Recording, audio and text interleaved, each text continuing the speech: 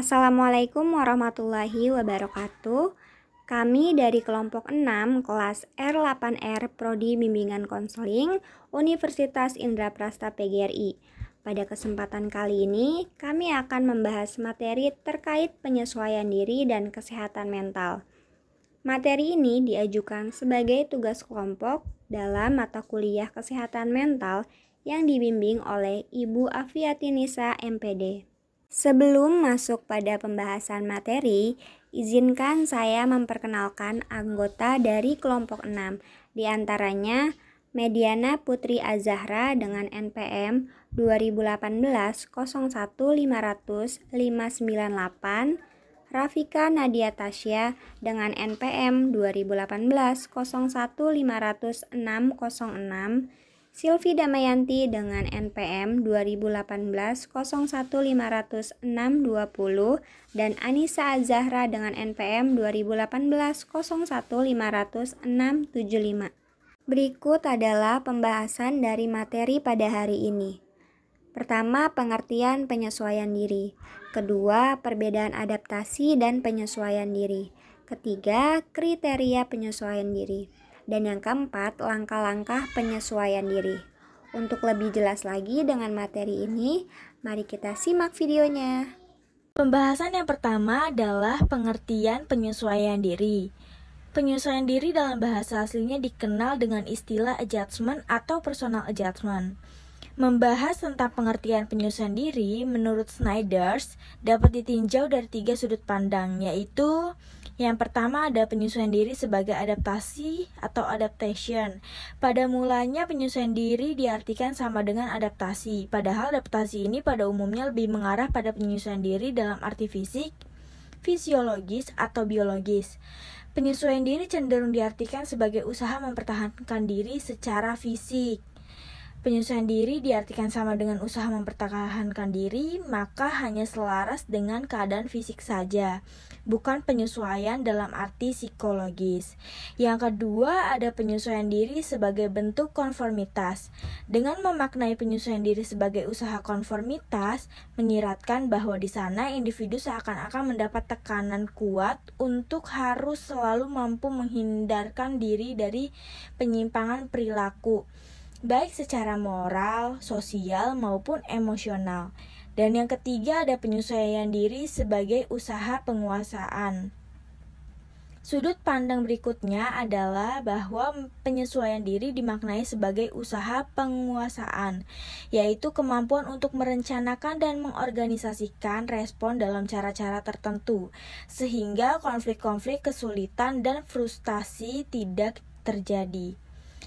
Menurut Harlock, tahun 2016, halaman 257, penyesuaian diri merupakan salah satu tugas perkembangan masa remaja yang tersulit.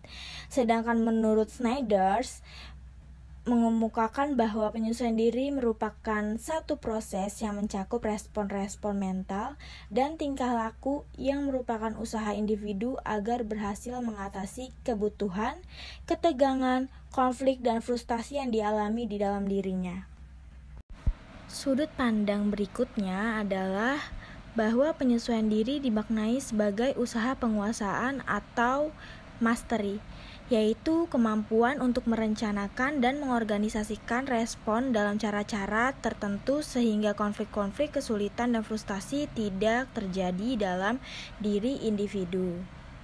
Intinya, kesehatan mental merupakan kunci dari penyesuaian diri yang sehat. Kesehatan mental itu merupakan bagian integral dari proses adjustment secara keseluruhan.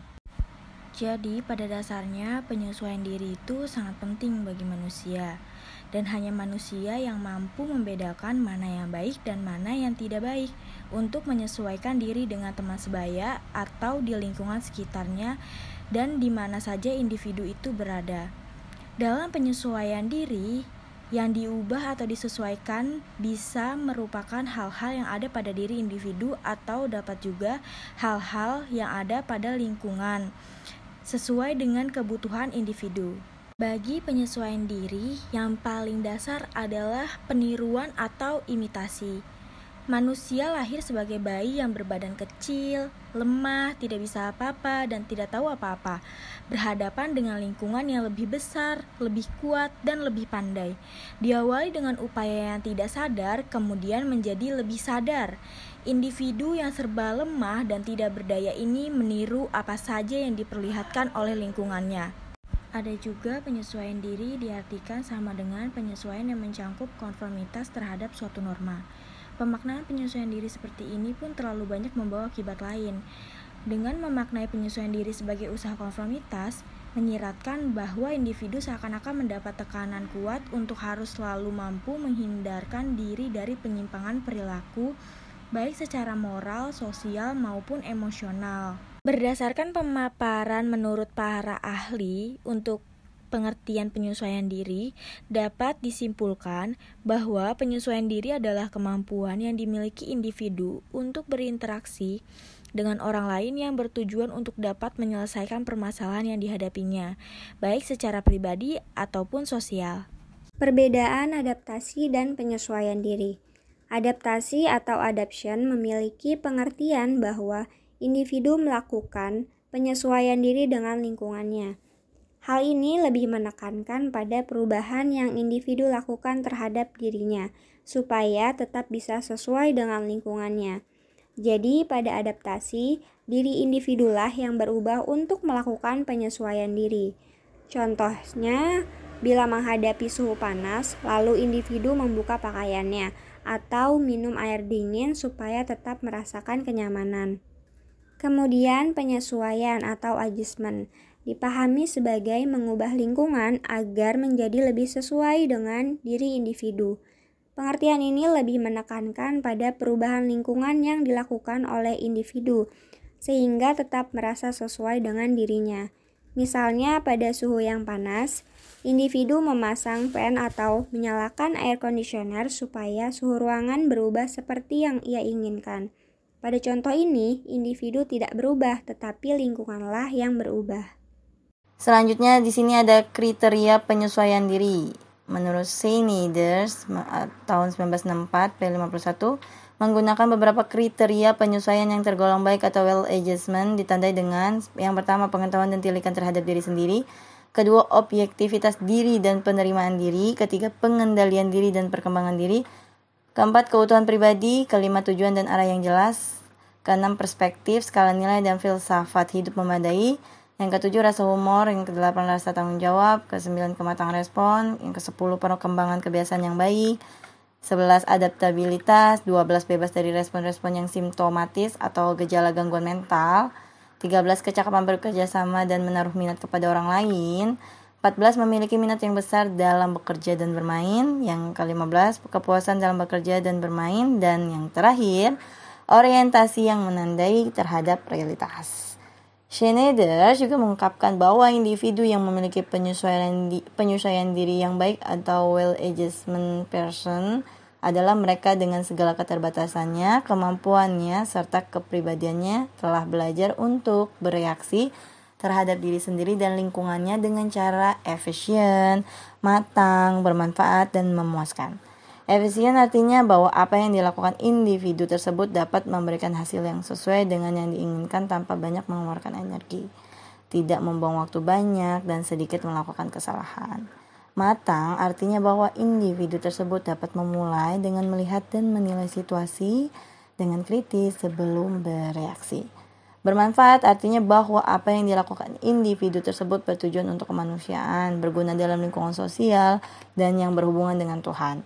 Selanjutnya, memuaskan artinya bahwa apa yang dilakukan individu tersebut dapat menimbulkan perasaan puas pada dirinya dan membawa dampak yang baik pada dirinya dalam bereaksi selanjutnya. Mereka juga dapat menyelesaikan konflik-konflik mental, frustasi, dan kesulitan-kesulitan dalam diri maupun kesulitan yang berhubungan dengan lingkungan sosialnya, serta tidak menunjukkan perilaku yang memperlihatkan gejala menyimpang. Selain ini, penyesuaian diri bersifat relatif. Hal tersebut dikarenakan beberapa hal berikut. Yang pertama, penyesuaian diri merupakan kemampuan individu untuk mengubah atau memenuhi banyaknya tuntutan yang ada pada dirinya. Kemampuan ini dapat berbeda-beda pada masing-masing individu sesuai dengan kepribadian dan tahap perkembangannya. Kedua, kualitas penyesuaian diri yang dapat berubah sesuai dengan situasi masyarakat dan kebudayaan tempat penyesuaian diri dilakukan. Yang ketiga, yang terakhir, adanya perbedaan dari masing-masing individu karena pada dasarnya setiap individu memiliki saat-saat yang baik dan buruk dalam melakukan penyesuaian diri, tidak terkecuali bagi individu yang memiliki penyesuaian diri yang baik atau well adjustment, karena terkadang ia pun dapat mengalami situasi yang tidak dapat dihadapi atau diselesaikannya. Selanjutnya, yang terakhir akan dibacakan oleh Mediana. Lalu, poin yang D ada langkah-langkah penyesuaian diri. Usaha penyesuaian diri dapat berlangsung dengan baik dan dapat juga berlangsung tidak baik. Penyesuaian diri yang baik adalah dengan mempunyai ciri-ciri dapat diterima di suatu kelompok, dapat menerima dirinya sendiri, dapat menerima kekurangan dan kelebihan dari dirinya sendiri. Sedangkan penyesuaian yang tidak baik ditunjukkan dengan buruknya hubungan sosial individu dengan lingkungan sekitarnya. Penyesuaian diri yang baik adalah yang selalu ingin diraih setiap orang yang tidak dapat tercapai, kecuali bila kehidupan orang tersebut benar-benar terhindar dari tekanan, kegoncangan, dan ketegangan jiwa yang bermacam-macam, serta orang tersebut mampu untuk menghadapi kesukaran dengan cara objektif serta berpengaruh bagi kehidupannya. Menikmati kehidupannya dengan stabil, tenang, merasa senang, tertarik untuk bekerja, dan berprestasi. Ada beberapa langkah efektif dalam menyesuaikan diri, diantaranya yaitu yang A, ada persepsi yang akurat terhadap realitas. Kemampuan individu untuk mengetahui konsekuensi dari segala tingkah lakunya, dengan kemampuan untuk mengetahui apa yang akan terjadi dari perilakunya. Individu diharapkan dapat menghindari perilaku-perilaku yang dapat mengganggu ketentraman bersama. Lalu yang B, ada kemampuan untuk mengatasi kecemasan dan stres. Individu memiliki kemampuan untuk mentoleransi hambatan-hambatan yang ada saat mencapai tujuan hidupnya. Tidak ada suatu kecemasan maupun stres yang membebani individu untuk mencapai tujuannya. Yang C, ada citra diri yang positif. Individu menyadari kondisi kehidupannya saat ini. Individu mampu mengenali kelemahan maupun kelebihan yang ada pada dirinya. Yang D, ada kemampuan untuk mengekspresikan perasaannya. Individu yang sehat akan mampu mengekspresikan emosinya dan ia akan memiliki kendali atas emosinya sendiri. Dengan adanya kendali atas emosinya sendiri, maka ia tidak akan merugikan lingkungannya. Lalu yang E, hubungan antara pribadi yang baik. Individu yang memiliki hubungan yang aman dan nyaman dengan lingkungan sosialnya.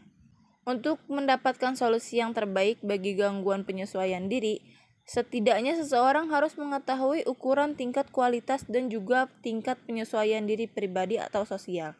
Apabila kita telah menyesuaikan penyesuaian diri yang baik dan ukuran-ukuran kesehatan mental, maka kita dapat mengarahkan usaha-usaha kita dengan baik dan efektif pada waktu kita membantu orang lain.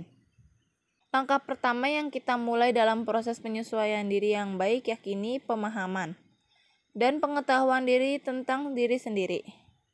Dengan pemahaman dan self-knowledge terhadap diri sendiri, maka kita dapat mengetahui kapasitas dan kekurangan diri kita sendiri dan kita dapat mengenali secara efektif masalah-masalah penyesuaian diri. Pengetahuan tentang diri sendiri memerlukan perincian yang baik tentang kekuatan dan kelemahan kita sendiri.